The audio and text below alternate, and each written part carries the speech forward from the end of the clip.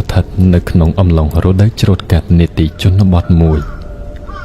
វាជាពេលដែលអ្នកចំណាក់ស្រុកមួយចំនួនឈប់សម្រាកត្រឡប់មកផ្ទះ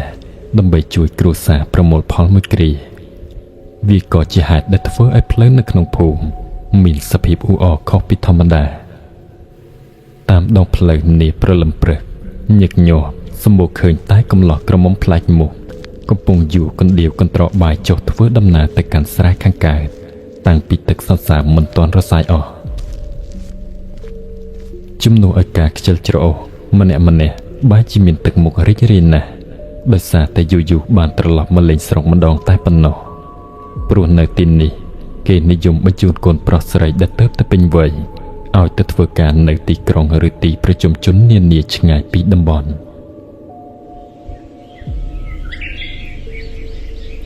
ព្រះអាទិត្យបញ្ចេញពន្លឺកាន់តែច្បាស់ឡើងបកឲ្យឃើញទិដ្ឋភាពវាលស្រែពណ៌មាសល្វឹងល្វើយទៅទាល់ឯជើងមេឃពុំដឹងថាជារបស់នរណាខ្លះស្នូកណ្ដៀវអូសកាត់គល់ស្រូវលាយឡំនឹងសំឡេងជជែកគ្នាលេងសើចក្អាកក្អាយបានបំបត្តិភាពនឿយហត់មួយផ្នែកធំនៅឯកណ្ដាលវាលស្រែភាគខាងត្បូងគេសង្កេតឃើញមនុស្សស្រីវ័យក្រមុំ 4-5 នាក់កំពុងអោនធ្វើការយ៉ាងញាប់ដៃញាប់ជើងក្បែរគ្នារបស់នាងនោះគឺជាក្រុមរបស់សោភីថ្មីត្បិតតែមានសម្លៀកបំពាក់បិទបាំងជិតជើងតាំងពីក្បាលដល់ចុងជើងនិងមានរំក្រមាបិទមុខជិតសល់តែរង្វង់ភ្នែកដើម្បីការពារកម្ដៅថ្ងៃយ៉ាងណាក្តីក៏មិនអាចលាក់បាំងនៅទម្រង់មុខដ៏មានមន្តស្នេហ៍និងរៀងរើដ៏ស្រលូនស្អាតរបស់នាងបានឡើយសោភីជាក្រុមរូបស្រស់ម្នាក់ដែរប្រចាំភូមិនេះសម្បុរស្រអែមញញឹមស្រស់បំព្រងដែលធ្វើឲ្យបេះដូងកំឡោះក្នុងភូមិនិងអ្នកចំណាក់ស្រុកដែលទើបនឹងត្រឡប់មកវិញជាច្រើនរូបលួចទម្លាក់ការភ្នែកសម្លឹងមើលនាងជាប់អ្នកខ្លះប្រឹងច្រូតស្រូវបញ្ចេញសាច់ដុំបញ្ចេញទ្វេដៃឲ្យនាងឃើញឯអ្នកខ្លះទៀតខំបន្លឺសំឡេងស្រែកច្រៀងលឡាក្នុងគោលបំណងតាក់ទាញចំណាប់អារម្មណ៍ពីនាងដោយមានម្ដាយរបស់នាងលួចញញឹមពីខាងក្រោយហួសចិត្តនឹងក្មេងៗកំឡោះទាំងអស់នោះកំពុងតែស្រោតទៅមុខភ្លាមនោះមានកំឡោះម្នាក់ឈ្មោះប៊ុនរងដែលជាអ្នកធ្វើការនៅឯទីឆ្ងាយទើបនឹងត្រឡប់មកលេងស្រុកគាត់បានកាន់កណ្ដៀវដើរកាត់គល់ជញ្ជ្រាំងតម្រង់មុខក្បែរសូភាគេមិននិយាយច្រើនឡើយគ្រាន់តែអោនក្បាលចុះនិងចាប់ក្តាប់គល់ស្រូវច្រូតក្បែរនាងព្រមទាំងបន្លឺវិចារញ៉ាញងមកថាភីស្រូវច្រើនម្លឹងបើច្រូតតែពីរអ្នកណាមិញពេលណាហើយទៅអូនទុកឲ្យបងជួយចុះមើលចុះដៃតូចស្រលូនបែបនេះបើមានមុតស្រូវមុតកណ្ដៀវទៅច្បាស់ជាឈឺដល់បេះដូងបងមិនខានទេសោភាលឺហើយក៏លួចអំអៀនរួចញញឹមតបទៅវិញយ៉ាងសមរម្យឯម្ដាយរបស់នាងក៏មិនបានហាមឃាត់អ្វីព្រោះគាត់យល់ថាជាអ្នកភូមិផងរបងជាមួយគ្នាឃើញមុខគ្នាតាំងតែពីតូចឯប៊ុនរងវិញឃើញឱកាសល្អក៏ប្រឹងបញ្ចេញវោហារស័ព្ទបន្ថែមបំណងចង់បដោះមិត្តរីជាមួយនាងបន្តទៀតប៉ុន្តែទើបតែហាបាន2 ម៉ាត់ស្រាប់តែឮសំឡេងស្រែកហៅយ៉ាងកងរំពងពីវាលស្រែមកខាងទៀតមកថាវ៉ៃអារម្មណ៍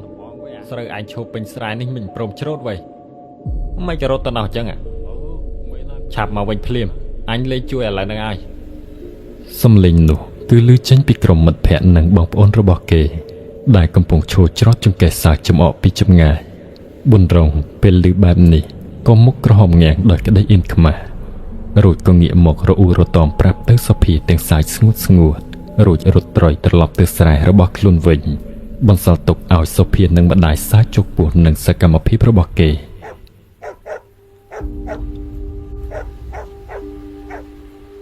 ពេលវេលាចេះតែរំកិលទៅរហូតដល់ព្រះអាទិត្យរៀបអស់ស្ដងកុដក្រហមច្រាលកម្ដៅថ្ងៃដ៏សែនក្តៅស្អុះស្អាប់ត្រូវបានជំនួសដោយខ្យល់ជំនោរត្រជាក់បក់ផាយពីចុងវាលឯនាយសកម្មភាពច្រូតកាត់ក៏បានបញ្ចប់អ្នកស្រែទាំងអស់ចាប់ផ្ដើមប្រមូលកណ្ដាប់ទុកនិងចងបង្វិចរៀបចំកន្ត្រកបាយដើម្បីធ្វើដំណើរត្រឡប់ទៅផ្ទះរៀងខ្លួនលើភ្លឺខណៈនេះពោពេញទៅដោយមនុស្សម្នាដែលជាជួរកាត់ថ្ងៃលេះកាត់សំលេចកង្កែបគិញគក់ចង្រិតក្អាត់ដែលវាកំពុងចាប់ផ្ដើមបន្លឺមាត់ឡើងស្វាគមន៍រាត្រីកាលស្របពេលដំណើរជាមួយផ្សែងរសាត់ចេញពីតាមក្រោមដំបូលផ្ទះអ្នកភូមិអណ្ដែតតាមខ្យល់ ផ្ដល់បានជាទិដ្ឋភាពមួយដ៏សែនកក់ក្ដៅ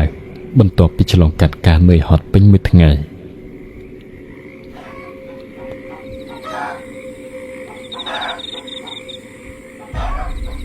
រំលងផុតទៅប៉ុន្មានសប្តាហ៍កិច្ចការប្រមូលផលស្រូវនៅក្នុងភូមិទាំងមូលក៏ត្រូវបានបញ្ចប់ជាស្ថាពរនិងបោកបែនច្រកទុកដាក់យ៉ាងមានសុវត្ថិភាពដើម្បីជាការអបអរសាទរដល់ទិន្នផលដ៏កក់ប្រសើរនៃឆ្នាំនេះនិងឲ្យអ្នកភូមិបានសប្បាយរីករាយជុំគ្នាមុនពេលដែលត្រូវធ្វើដំណើរត្រឡប់ទៅធ្វើការរៀងៗខ្លួននោះរាល់ឆ្នាំចាស់ទុំនៅក្នុងភូមិបានមូលមតិគ្នារៀបចំកម្មវិធីបុណ្យមួយយ៉ាងអធិកអធមដែលប្រារព្ធឡើងនៅឯក្នុងបរិវេណនៃទីវត្តអារាមទីធ្លាទាំងមូលត្រូវបានតុបតែងលម្អទៅដោយទង់តូចៗចម្រុះពណ៌បក់រវិចតាមខ្យល់អមដោយសំឡេងភ្លេងប្រគំរងំពេញភូមិឮហួសទៅឆ្ងាយនៅតាមទីវាលទូលាយគេសង្កេតឃើញមានការលេងល្បែងប្រជាប្រិយយ៉ាងកកមានទាំងការទាញព្រ័ត្រលាក់កន្សែងវាយក្អមដែលតាក់ទាញបានអ្នកចូលរួមតាំងពីក្មេងតូចរហូតដល់ចាស់ប្រតិចាសើចក្អាកក្អាយទាំងអស់គ្នា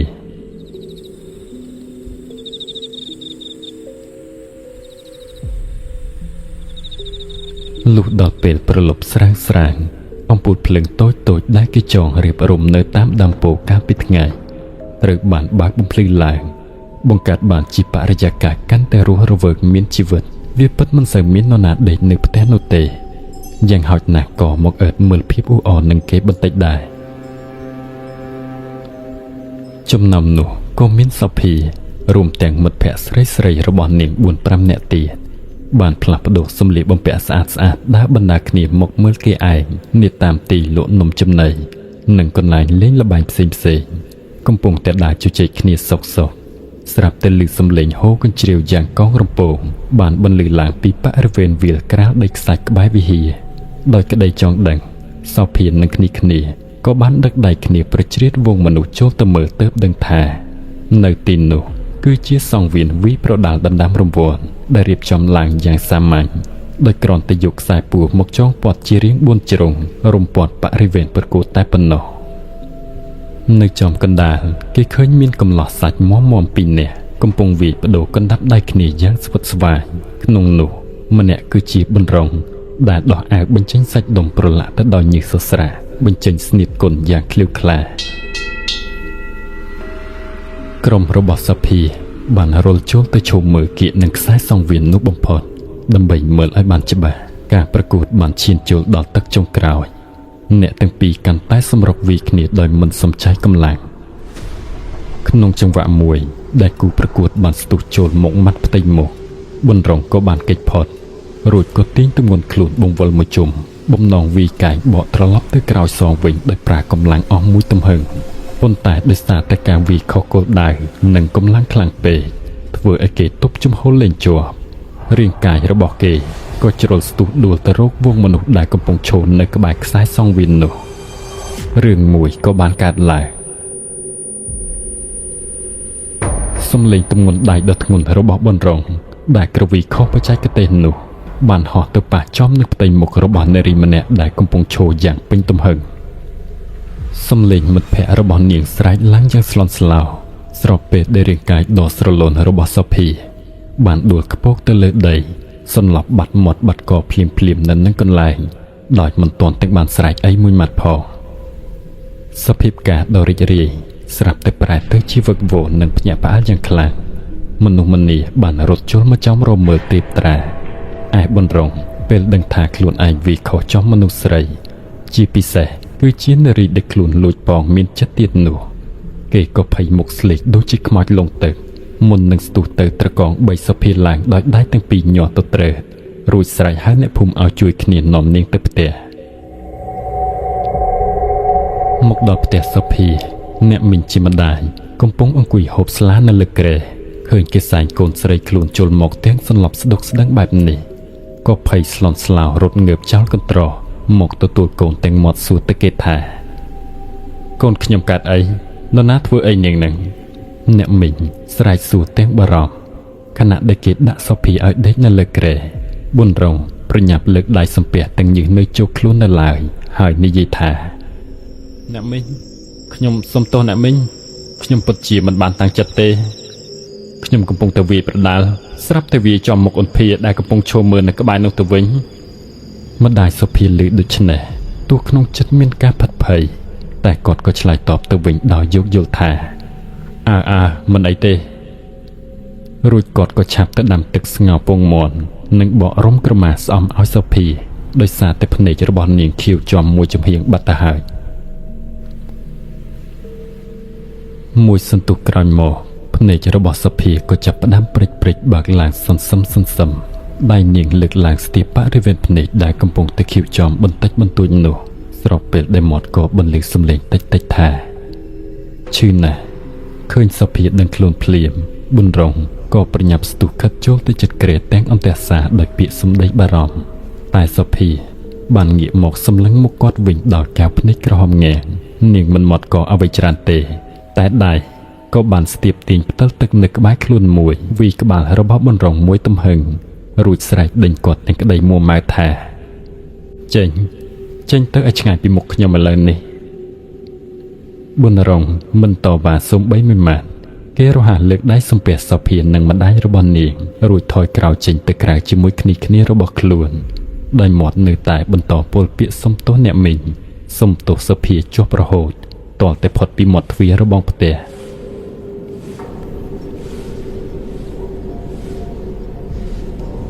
ចាប់តាំងពីថ្ងៃនោះមកអំឡុងពេលសម្រាប់ការងារស្នាក់នៅក្នុងភូមិប៊ុនរងមិនដែលកិច្ចមុខឬបោះបង់ការព្យាយាមលួងលោមនាងឡើយជារៀងរាល់ថ្ងៃគេតែងតែឈានចូលមកផ្ទះសុភាមិនដែលខាតពេលខ្លះចូលត្រឹមមាត់របងសួរនាំម្ដាយនាងពីអាការៈរបស់សុភាព្រមទាំងយួននំចំណីប្លែកទិញពីផ្សារខាងក្រៅចូលមកសួរសុខទុក្ខនាងផងដែរទោះបីជាសុភាហាក់ដូចជាធ្វើប្រងើយកន្តើយតែសកម្មភាពយកចិត្តទុកដាក់នឹងការតាមសុំទោសរាល់ថ្ងៃរបស់ប៊ុនរងបានធ្វើឲ្យកំហឹងរបស់នាងរលាយបាត់បន្តិចម្ដងពេលវេលាឈប់សម្រាកបានបញ្ចប់ប៊ុនរងត្រូវវិច្ចបង្វិចធ្វើដំណើរចាកចេញពីភូមិត្រឡប់ទៅធ្វើការជាកម្មករជីកត្បូងនៅឯតំបន់ឆ្ងាយអានេះវិញ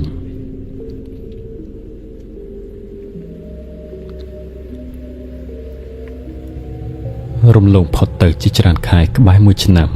ប៊ុនរងបានត្រឡប់ចូលភូមិវិញជាថ្មីគ្រាន់តែមកដល់មិនទាន់បានមួយថ្ងៃ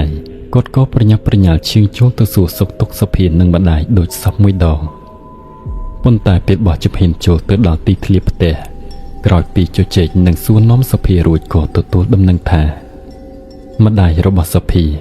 បានទទួលមរណភាពដោយជំងឺប្រចាំកាយបាត់ទៅហើយទោះបីជានាងនៅមានសាច់ញាតិនិងអ៊ំរស់នៅភូមិក្បែរនោះក្តីប៉ុន្តែនាខណៈនេះផ្ទះនាងមានសមាជិកតែនាងម្នាក់ឯងគត់ឃើញសភាពបែបនេះប៊ុនរងក៏កាន់តែអាណិតនិងបារម្ភពីនាងគេបានចំណាយពេលមកកំដរនាងជួយយកអាសាគ្រប់ការងារទាំងខាងក្នុងនិងក្រៅផ្ទះផងដែរចំពោះភ្នែកចាស់ទុំដោយមើលឃើញពីទឹកចិត្តរបស់ប៊ុនរងនិងយល់ថាជីវជនទាំងពីរមានចិត្តលើគ្នាផងនោះសាច់ញាតិរបស់សុភាក៏មិនចង់បណ្ដាលឲ្យក្មួយស្រីរស់នៅកំព្រីតែម្នាក់ឯងទៀតដែរទើបសម្រេចចិត្តរៀបចំពិធីសែនព្រេនផ្សំគុំអ្នកទាំងពីរឲ្យបានក្លាយជាប្តីប្រពន្ធនឹងគ្នាពីពេលនោះមកក្រោយបន្ទាប់ពួកគាត់ក៏បានចែកស្រែចម្ការភ្លឺព្រំមួយចំនួនឲ្យពួកគេរស់នៅប្រកបរបរចិញ្ចឹមជីវិតដោយមិនចាំបាច់ឲ្យប៊ុនរងត្រូវធ្វើដំណើរទៅស៊ីឈ្នួលនៅឯតំបន់ឆ្ងាយទៀតឡើយ2 ឆ្នាំកន្លងផុតទៅយ៉ាងលឿនជីវិតប្តីប្រពន្ធថ្មីថ្មោងរស់នៅជាមួយគ្នាយ៉ាងផ្អែមល្ហែមរហូតដល់ឆ្នាំមួយនោះ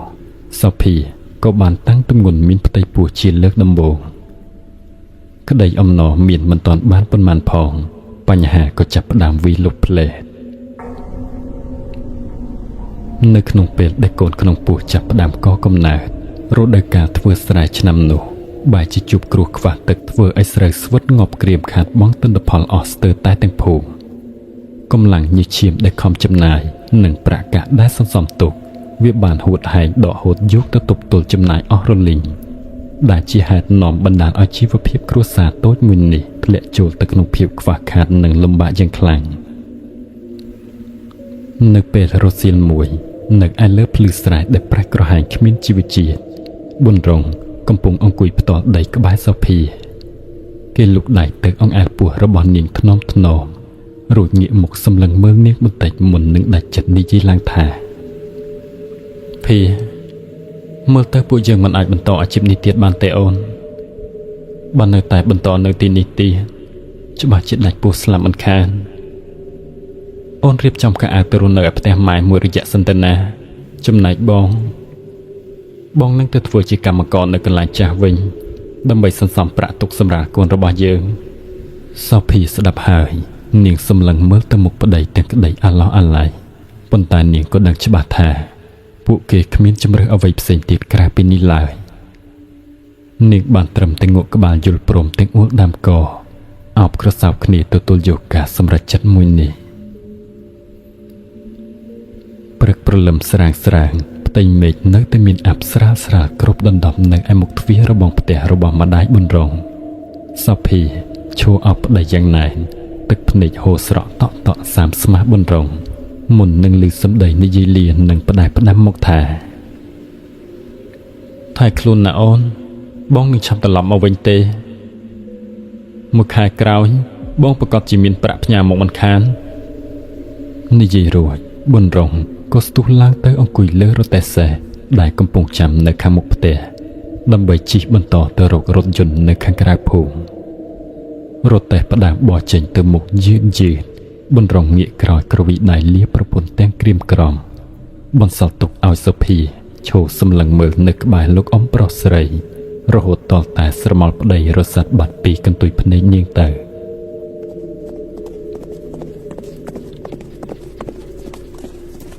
បន្តមកសូភីបានចំណាយពេលរស់នៅចង្កក់ក្ដៅជាមួយឪពុកម្ដាយក្មេកក្នុងនាមជាកូនប្រសាដ៏ល្អម្នាក់ជារៀងរាល់ថ្ងៃនាងតែងតែទន្ទឹងរង់ចាំដំណឹងពីស្វាមីដែលក្តីនឹករលឹកមួយខែក្រោយពីការចាកចេញប៊ុនរងបានផ្ញើសម្បត្តិមួយច្បាប់រួមជាមួយនឹងប្រាក់កម្រៃមួយចំនួនមកផ្ទះក្នុងសម្បត្តិនោះគេបានរៀបរាប់យ៉ាងខ្លីថាគេសុខសប្បាយធម្មតាទេសូមកុំឲ្យប្រពន្ធនិងពុកម៉ែបារម្ភអីទទួលបានដំណឹងនេះសូភីញញឹមនាងខិតខំថែរក្សាសុខភាពនិងកូនក្នុងផ្ទៃយ៉ាងយកចិត្តទុកដាក់បំផុតលុះចូលដល់ខែទី2ក៏នៅតែមានប្រាក់និងសម្បត្តិផ្ញើមកដូចដើមដែលធ្វើឲ្យនាងកាន់តែមានសង្ឃឹមនិងរងចាំថ្ងៃប្តីត្រឡប់មកវិញប៉ុន្តែអ្វីហាក់បានប្រែប្រួលនៅពេលដែលផ្ទៃពោះរបស់នាងកាន់តែធំចាស់ខែទៅឈានចូលដល់ខែទី3និងខែបន្តស្រាប់តែបាត់ដំណឹងរបស់ប៊ុនរងសូនឈឹងតែម្ដងគ្មានសម្បត្តិគ្មានការផ្ញើប្រាក់មកសូម្បីតែអ្នកភូមិដែលទើបនឹងត្រឡប់មកពីតំបន់នោះក៏គ្មាននរណាដឹងឮដំណឹងអ្វីពីគេដែរមួយខែរំលងផុតទៅឈានចូលមួយខែទៀតសូភីចាប់ផ្ដើមហូបមិនសូវបានដេកក៏មិនសូវលួនឹកប្តីផងផ្សំនឹងកូនក្នុងពោះធ្វើទុកផងនាងឧស្សាហ៍ដើរចេញទៅឈរអឹតលឿមនៅឯមាត់របងផ្លូវដោយសង្ឃឹមថានឹងឃើញស្រមោលស្វាមីដើរចូលមកផ្ទះវិញលុះដល់ថ្ងៃមួយខណៈពេលដែលសូភីកំពុងអង្គុយលើគ្រែមើលម្ដាយស្ងោរសណ្ដែកនៅក្រោមផ្ទះនាងក៏ក្រឡេកទៅឃើញបងវ៉េតដែលជាអ្នកភូមិធ្លាប់ធ្វើការនៅកន្លែងបោះត្បូងជាមួយប៊ុនរងកំពុងយួរស្បៀងនិងកំសៀវដើរកាត់មុខផ្ទះឃើញភ្លាមនាងក៏ប្រញាប់ដើរទ្រពោះទាំងរយិករយាទៅស្ទាក់ហៅគាត់នៅមាត់របងថាបងវ៉េតឈប់សិនបងវ៉េតងាកមកឃើញសូភីគាត់ក៏ហាក់ដូចជាភ្ញាក់ព្រឺហើយមានទឹកមុខស្លេកស្លាំងបន្តិចភ្នែករបស់គាត់ព្យាយាមសម្លឹងកិច្ចចុះកិច្ចឡើងមិនហ៊ានមើលមុខរបស់នាងចំឡើយតែយ៉ាងណាគាត់ក៏បានតបមកវិញថាមានការអ្វីមានទេភាបងវ៉េតសួរទាំងរត់ដាក់រដប់បន្តិចឯសូភីក៏បន្តថាអូគ្មានអីទេបងខ្ញុំគ្រាន់តែចង់សួរថាបងមានឃើញបងរងប្តីខ្ញុំធ្វើការនៅកន្លែងនោះជាមួយទេតែគាត់សុកទុកយ៉ាងម៉េចទៅហើយបានជាស្ងាត់ឈឹងរាប់ខែមិនឃើញផ្ញើដំណឹងមកផ្ទះសោះអញ្ចឹងបងសូភីសួររៀបរាប់ទាំងទឹកមុខអន្ទះសា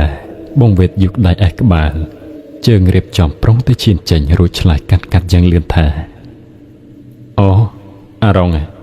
វាមិនអីទេវានៅធ្វើការកន្លែងដដែលហ្នឹងសុខភាពវាល្អធម្មតាទេអូនគ្មានអ្វីគួរឲ្យបារម្ភទេបងប្រញាប់យកអីវ៉ាន់ទៅផ្ទះសិនហើយណានិយាយចប់មិនទាន់បានស្រួលបួលផងបងវ៉េតក៏ប្រញាប់បោះជំហានដើរហួសទៅមុខយ៉ាងលឿន ទុកឲ្យសភាឈួតឆ្ងល់នឹងកាយវិការប្លែកៗរបស់គាត់ទោះបីជាសង្ស័យតែសភាក៏ប្រញាប់យកដំណឹងនេះទៅប្រាប់ឪពុកម្ដាយក្មេកដែលកំពុងអង្គុយនៅក្រោមផ្ទះភ្លាមថាពុកម៉ែអំបញ្ញមិញខ្ញុំបានសួរបងវេគាត់ថាប្តីខ្ញុំមិនមានគ្រោះថ្នាក់អីទេគាត់សុខសប្បាយជាធម្មតាទេនឹងនៅធ្វើការកន្លែងដដែលនឹងគ្រាន់តែឮកូនប្រសានិយាយចាប់ភ្លាមលោកអំប្រុសដែលជាឪពុកកំពុងចិត្តជំរាបរិស័យក៏ទម្លាក់កំបិតចុះគាត់ជ្រួញចិញ្ចាំដោយសេចក្តីឆ្ងល់រួចនិយាយឡើងថាយាយអាកូននេះចុះបើវាសុខសប្បាយធម្មតាទេមិនបានជាវាមិនព្រមផ្ញើប្រាក់ឬផ្ញើដំណឹងអីមកផ្ទះសោះអញ្ចឹងវាគិតមិនឃើញទេឬយ៉ាងម៉េចថាប្រពន្ធនៅឯនេះពោះធំពុតកញ្ជើទៅហើយនោះរហូតដល់ពេលប្រលប់ស្រមោលអន្តកាលចាប់ផ្ដើមជ្រៀតចូលភូមិស្ថានលោកអំប្រុសនៅតែមិនអស់ចិត្តនឹងសម្ដីរបស់បងវេទដែលបានប្រាប់ពីថ្ងៃ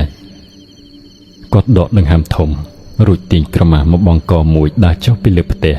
តម្រង់ទៅកាន់ផ្ទះបងវេទដើម្បីសួរនាំរឿងរ៉ាវឲ្យបានច្បាស់លាស់ពេលទៅដល់គាត់ឃើញបងវេទកំពុងអង្គុយជក់បារីនៅក្រោមផ្ទះម្នាក់ឯងក្រឡេកឃើញលោកអ៊ំដើរមកបែបនេះគាត់ក៏សួរពីចម្ងាយថាអ៊ំទៅណាមកណាដែរអ៊ំអ៊ំប្រុសមិនរងចាំយូរគាត់សួរនាំបងវេទពីដំណឹងកូនប្រុសគាត់ភ្លាមក្នុងរពេចនោះអីណែអាវេទមើលអ៊ំសួរអាចបន្តិចមើលអាបុនរងកូនអ៊ំនៅវិញយ៉ាងម៉េចទៅហើយបងវេទសម្លឹងមើលឆ្វេងមើលស្ដាំរួចអូសកៅអីមកជិតអ៊ំប្រុសហើយក៏ខ្សឹបយ៉ាងតិចដោយមិនឲ្យនរណាឮឡើយក្រោយពីជម្រាបលោកអ៊ំរួចគាត់ក៏បានបញ្ជាក់បន្ថែមថាកុំតន់ឲ្យសុភាដឹងអីព្រោះខ្លាចនាងទទួលយកមិនបានណាមួយកំពុងតែពោះផងនេះហើយដែលជាហេតុផលដែលគាត់ដើរកិច្ចមិនចង់និយាយជាមួយនាងនោះឮដំណឹងនេះភ្លាមអ៊ំប្រុសក៏ស្លុតចិត្តយ៉ាងខ្លាំងគាត់លាបងវេទរួចដើរត្រឡប់មកផ្ទះវិញមកដល់មាត់ចន្ទាក៏ប្រញាប់ប្រញាល់ដើរឡើងទៅខាងលើរួចកន្ត្រាក់ទាញដៃអ៊ំស្រីដែលជាប្រពន្ធឲ្យចូលទៅក្នុងបន្ទប់ហើយទើបរៀបរាប់យ៉ាងខ្សឹបប្រាប់ថាណាម៉ែវារឿងធំហើយម៉ែវាអ៊ំប្រុសខ្សឹបតែងសំឡេងញ័ររួចក៏បន្តភ្លាមថាអាវេទវាប្រាប់អញមិញនេះថាអាបុនរងកូនយើងវាមានប្រពន្ធថ្មីជាស្រីមេម៉ាយនៅទីនោះបាត់ទៅហើយរួចលុយកាក់ស្រីនោះយកទុកទាំងអស់អញ្ចឹងហើយបានជាបាត់ដំណឹងវានោះដឹងរឿងនេះភ្លាមអ៊ំស្រីក៏បាក់ភ្នែកធំគាត់រៀបនឹងហើបមាត់ស្រែកជេរប្រតិចផ្ដាសាកូនប្រុសបង្កាត់របស់ខ្លួនទៅហើយតែអ៊ំប្រុស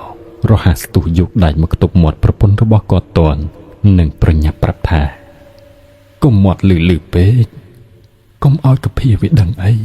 អ៊ំប្រុសសម្លក់ប្រពន្ធរួចបញ្យល់ថាយ៉ាងណាក៏ត្រូវតែលាក់រឿងនេះសិនដែរចាំតលតែកភាវាសម្រាប់កូនរួចសិនចាំយើងប្រាប់ការពិតឲ្យវាដឹងអ៊ំស្រីបានត្រឹមតែខំមាត់ទះភ្លឺខ្លួនឯងទាំងក្តីខឹងសម្បាចំពោះទង្វើកូនប្រុស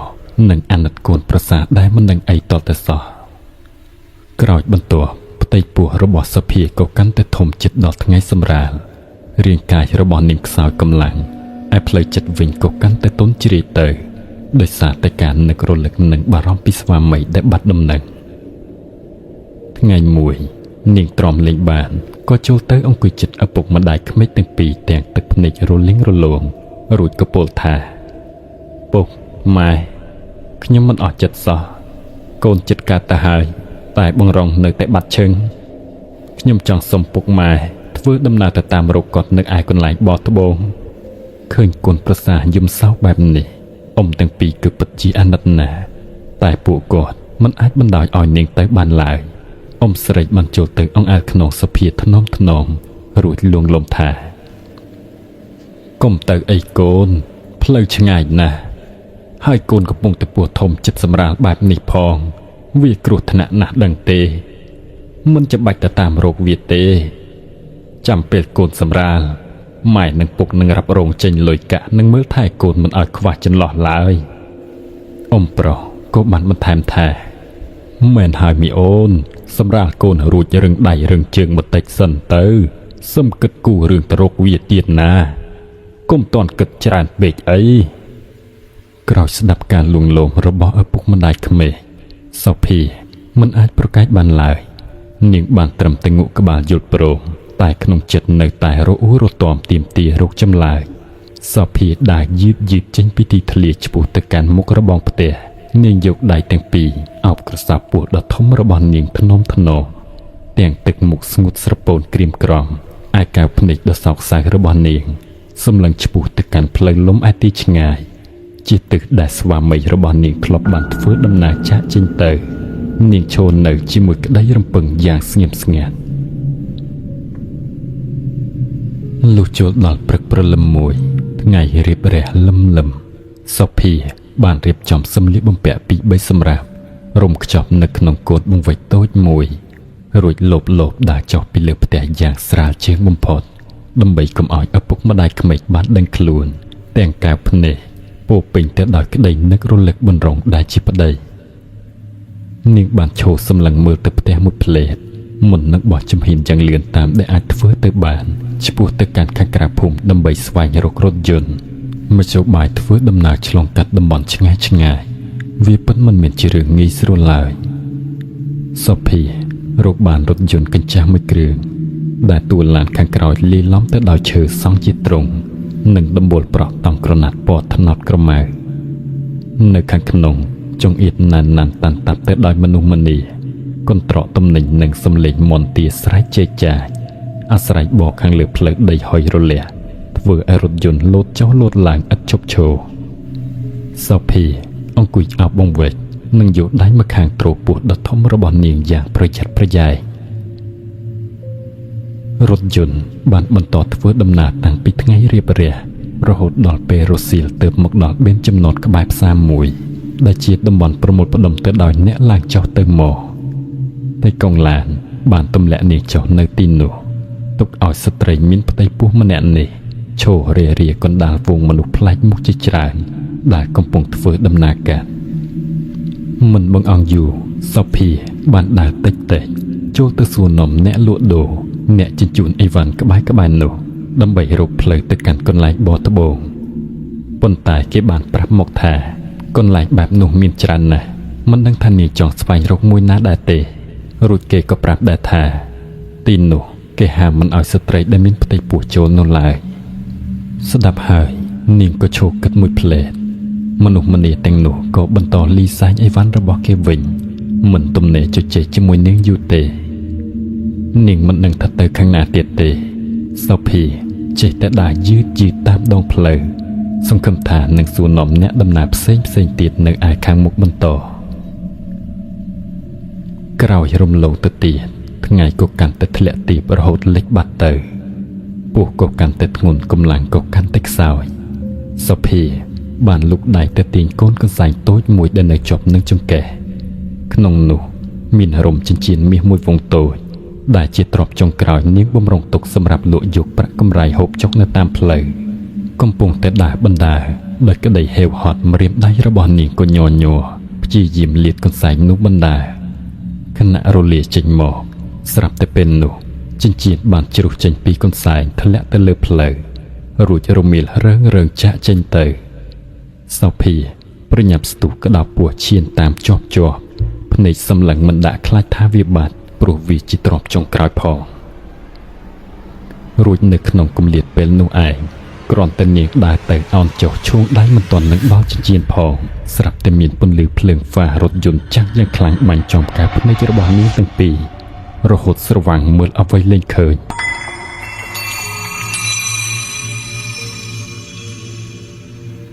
សំឡេងបុកទង្គិចផាំងយ៉ាងរំពងបានបន្លឺឡើង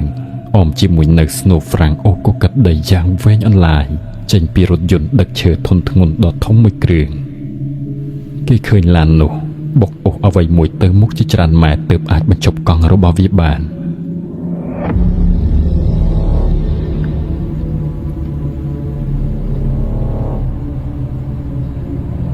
អ្នកស្រុកតាមផ្ទះក្បែរដងផ្លូវបានឮស្នូនេះយ៉ាងច្បាស់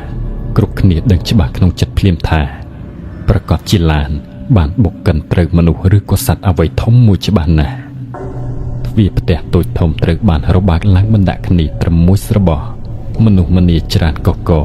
បានរត់ស្រូចេញពីផ្ទះរៀងខ្លួនកាត់សម្ដៅទៅរកកន្លែងកាត់ហែទិដ្ឋភាពនៅខាងមុខពោពេញទៅដោយផ្សែងហុយនិងធូលីដីហោះកាត់ពន្លឺភ្លើងឡើងសំពងមនុស្សរត់មិនទាន់ទាំងដល់ក្បែររថយន្តស្រួលបួលផងគេស្រាប់តែសង្កេតឃើញតែកង់រថយន្តនោះបានបើកទ្វារលោតផ្លោះចុះមកក្រោមយ៉ាងលឿនទាំងទឹកមុខរបស់គេស្លេកស្លាំងភ្នែកបើកធំដោយការផិតភ័យហើយបោលកិច្ចខ្លួនបាត់ទៅមិនងាកក្រោយសូម្បីតែបន្តិចរហូតបាត់ទៅជាមួយផ្លូវងងឹតនៅឯខាងក្រោយឃើញដូច្នេះអ្នកស្រុកកាន់តែប្រញាប់ស្ទុះចូលទៅក្បែររថយន្តមើលឲ្យបានច្បាស់ឃ្លាតត្រឹម2នាទីក្រោយសំឡេងស្រែកភ័យរន្ធត់របស់អ្នកដែលរត់ទៅដល់មុនគេបានបន្លឺឡើងអ្នកខ្លះលើកដៃខ្ទប់មាត់អ្នកខ្លះយកដៃបិទភ្នែករីឯខ្លះទៀតបែរមុខចេញមិនចង់ហ៊ានមើល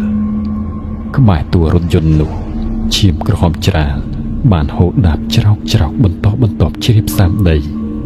លុះគេក្រឡេកមើលទៅក្រោមកង់កណ្ដាលនៃរថយន្តនោះក៏ស្រាប់តែភ្ញាក់ស្រែកម្ដងទៀតគឺមានខ្លួនមនុស្សមួយកំណាត់លើត្រូវបានកង់រថយន្តកិនគៀបសង្កត់ជាប់នឹងផ្លូវខូចទ្រង់ទ្រីមើលមុខស្ទើរមិនយល់មួយកំណាត់ក្រោមខ្ទេចខ្ទីវល់ចូលគ្នាពោះវៀនគ្រឿងក្នុងជាច្រើនបានធ្លាយចេញមកក្រៅធ្លាក់រីប៉ាយតាមគន្លងផ្លូវលីឡំនៅក្នុងភ្លុកឈាមវានៅជាមួយសាច់មួយដុំធំទម្រង់ដូចជាមានជើងតូចផងដោយគេសម្គាល់មិនទាន់ច្បាស់ថាជាអ្វីទេសំឡេងខ្សឹបខ្សៀវដេកក្តីរន្ធត់តក់ស្លុតបានលន់រំពងពេញដងផ្លូវខ្យល់ត្រជាក់បក់ក្លិនឈាមឆ្អាបងួងអណ្ដែតប្រសាទហោះធ្វើឲ្យអ្នកឈរនៅក្បែរនោះព្រឺក្បាលខ្ញាក់គ្រប់គ្នាមិនដឹងថានារីអភ័ព្វរូបនេះជានរណាមកពីណានាងគឺសុភានោះហើយនាងបានស្លាប់បាត់ទៅហើយក្រោយពីហេតុការណ៍គ្រោះថ្នាក់ចរាចរណ៍ដ៏រន្ធត់នោះកើតឡើងសមត្ថកិច្ចក្នុងតំបន់បានចុះមកដល់ទីតាំងភ្លាមដើម្បីធ្វើកំណត់ហេតុនិងវាស់វែងផ្សេងទាំងកណ្ដាលយប់ដោយសារតែសភាពសពមានការខូចខាតទ្រង់ទ្រីខ្ទេចខ្ទីខ្លាំងពេកទើបសមត្ថកិច្ចនិងអ្នកស្រុកនៅក្បែរនោះត្រូវសហការគ្នាយកភ្លើងពិលមកបញ្ចាំងដើម្បីជួយប្រមូលបំណែករាងកាយរបស់នារីរងគ្រោះក្នុងខណៈពេលដែលកំពុងដើររើសកំទេចកំទីសាច់និងរៀបចំការប្រមូលពោះវៀនដែលធ្លាក់រីប៉ាយនៅលើផ្លូវនោះគេក៏បានដឹងថាសាច់មួយដុំដែលកប់កិននៅលីឡំជាមួយគំនូរគ្រឿងក្នុងទាំងអស់នោះតាមពិតទៅ